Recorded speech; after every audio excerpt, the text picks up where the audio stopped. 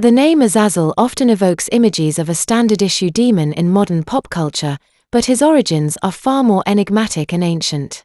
In the earliest traditions, he isn't just a fallen angel, he is the architect of human ambition and the original scapegoat. The forbidden craftsman. Most people view the fall of angels as a singular event of pride, but the Book of Enoch paints Azazel as a chief among the Watchers. While other angels were curious about humanity, Azazel was something more dangerous, a teacher of forbidden things. He didn't just corrupt through sin, he corrupted through industry. He taught men how to forge swords and armor, bringing warfare into a world that had not yet known it, and he taught women the art of beautifying the eyelids and the use of precious stones. To the ancient mindset, Azazel was the one who introduced the concepts of vanity and violence, fundamentally changing the trajectory of human civilization. The rank of the chieftain. Azazel's rank is often debated because he doesn't fit neatly into later medieval hierarchies like the Ars Goetia. In the Enochian tradition, he is often cited as a leader of the 200 Watchers, sometimes second only to Samiaza. In Hebrew tradition, his rank is something more elemental. He is the prince of the wilderness, not a ruler of a fiery pit, but of desolate, jagged places where life cannot take root. The ritual of the two goats. The most haunting aspect of Azazel is found in the ritual of Yom Kippur, the Day of Atonement, as described in Leviticus. On this day, 2 goats were selected. One was sacrificed to the Creator, but the other was chosen for Azazel. The high priest would lay the sins of the entire nation upon this goat and send it into the wilderness. Some say the goat was sent to him as an offering, a quiet bargain, so he would not accuse the people before the divine throne. Others say it never reached him at all.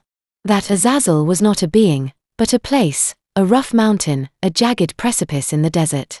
The goat was led there and cast backward, shattered against the rocks. A brutal symbol of sin, completely destroyed.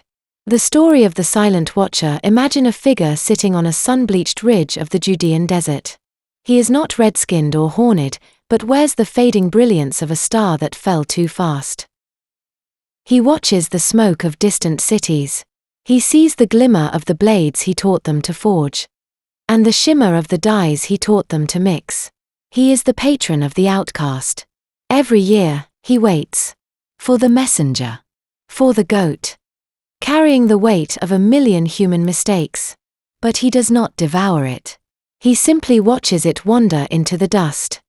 A mirror of his own exile. He is the angel who gave humanity the tools to build their world, only to be cast out of it, forever tied to the sins he helped create. And every year, when the goat is sent into the wilderness, the question remains, is it carrying those sins away, or bringing them back to the one who taught humanity how to create them? In the Enochian account, they gave knowledge. They changed things and they didn't think much of it. But then, they saw the result. Violence started spreading. Corruption increased. And their children, the Nephilim, became a problem the world could not control. That was when fear entered them. So they turned to Enoch. They asked him to go to God on their behalf, to speak for them, to write a request asking for forgiveness. So Enoch went for them. And the answer he received was clear. There would be no peace for them. No forgiveness. Especially for Azazel. Because what he did went deeper than the others. He didn't just disobey. He taught humans things that changed everything. Weapons. War. Vanity. He introduced things that reshaped human behavior itself. And because of that, his judgment was heavier. The Watchers would not be allowed back.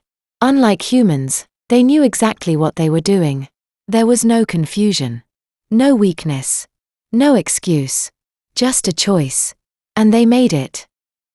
But there's something even deeper to think about. Were they truly sorry? Or were they just afraid of the punishment? Because there's a difference. Real repentance means change. But some interpretations suggest they didn't want to change. They just didn't want the consequences.